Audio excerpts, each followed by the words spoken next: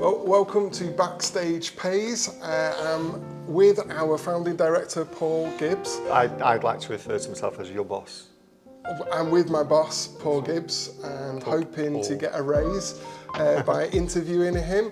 But I thought we could chat a little bit about the movement, the state of the movement. You've been travelling a little bit this year, had some opportunities to get out and meet some teams, and I'm interested to see what God's been doing over the course of the year as you've been travelling. I think you've been in Kenya, you've been in Australia, England, a few different places. Yeah. So what's God been doing, and what have you seen while you've been travelling? Well, I've been mainly trying to survive because, as you know, I was in Australia and for those who don't know, I got E. coli and the plane had to be, well, they thought the plane was going to be diverted, so it did this emergency landing. All the planes were taken off the runway and the medics came on board and took me out, and I was on morphine and fentanyl. I was on morphine and fentanyl back to back for a while. So, and then Lynn broke a wrist. So it's been a tough year in that sense, but generally, apart from almost dying, it's been really good. So I think like this time last year, we were talking about we're still in the rebuilding process. I feel like everything's kind of rebuilt now, and it's all about we're beginning to start to grow again. So yeah, traveling's been good to see what God's doing, and even when I'm not travelling, just getting the stories like Pakistan.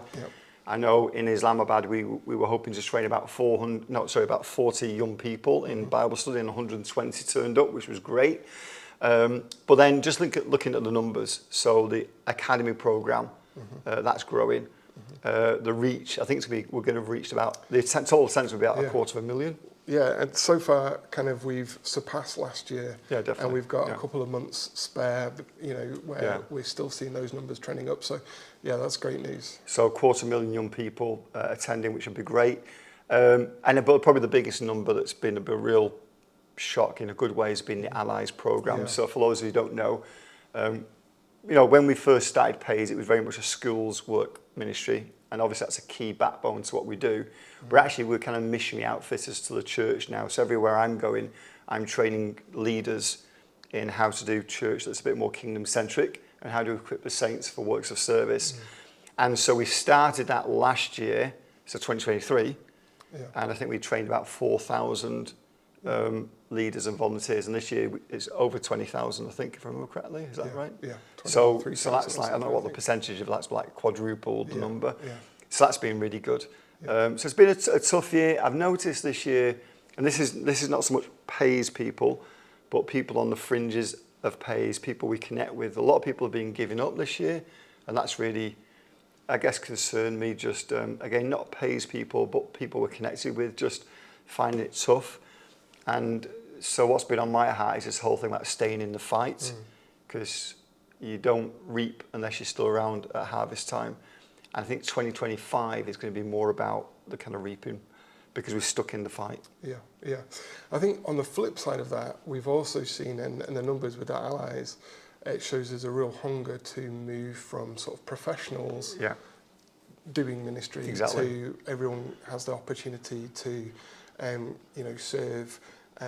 And what happens between Sundays is almost more important than just what happens on a Sunday. Of course it is, So kind of moving forward into 2025, you mentioned there a little bit of what you feel God's leading us into, but what else as Pais teams and what else as a movement are you expecting and kind of feeling God's leading us towards? So I definitely think the numbers will go up. So where 2023 we consolidated the Youth Academy. We're in 24, but... Yeah, no, but where in 2023? I thought we'd gone back in time a second. No. 2023 we consolidated. I think 24 we started to really see culturally the academy. I think this year we'll really start to see the numbers go up as well as the allies. One of the big things that's coming is we're really going to focus now on the apprenticeship. So we spend a lot of time helping our apprentices be more effective, and but we want to really work at developing the apprenticeship so that there'll be a lot more emphasis on how the apprentices are growing, because we have that phrase, you don't get what you expect, you get what you inspect. And we inspect a lot of what our teams are, the effect of our teams, like we just mentioned, the numbers going up, more people being reached. But we don't inspect or we don't have an opportunity for apprentices and staff members to work out how much more kingdom-centric they're becoming. Yeah. And that obviously is something that we're going to be looking at that. So we have 3 apprenticeships now. We have the 1-year personal development, so helping people become more, there's going to be like a 360 process where people are going to figure out, oh, okay, I started in August and now it's July again, and wow, these are all the different areas I've grown. Yeah. And become more kingdom-centric. Yeah. Now we've got the 2-year leadership course, so we're going to develop that, work with some partners on that, so people are getting some really good leadership training. It's very, very practical, because that's the thing we're getting asked. I'm consistent. I was at a big university yesterday, like a well-known, in our area, well-known university, and they were just saying, we just don't have the practical training. We can do the academy bit, but where do we send people to get that practical training? Because they're coming out of Bible colleges, and it's a little bit like wanting to drive a car, and you go for 3 years, they open the trunk, and they show you how the engine works. Then the 3 years later, close the trunk and say, now you can drive a car. Or boot for our English. Or boots, yeah.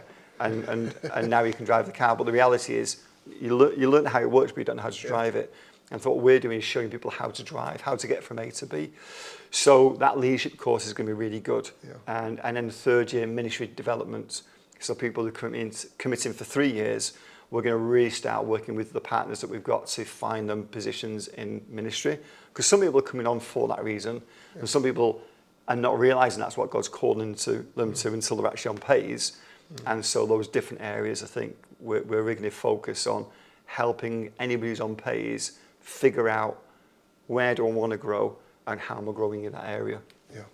Yeah, and we've been using a phrase for a minute now of you grow as you go. But I think that's at times been kind of seemed a bit more incidental, because the focus has been on, okay, how do we develop what we do in a ministry context.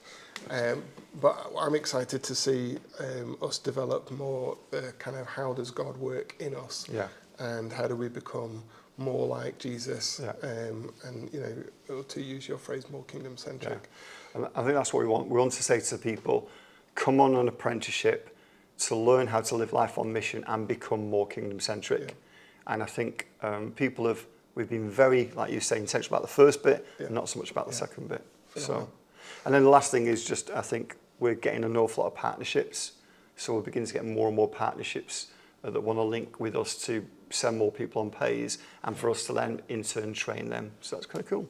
Yeah, awesome. Well, I'm excited to see what 2025 brings. Yeah, we'll see. We've got Christmas to take a little bit of a rest and then hit the ground running when we get back. And this will be going out when we get back. So in January. Hope everyone had a great Christmas, and we're excited for what God's going to do in us and through us as we come into this new year.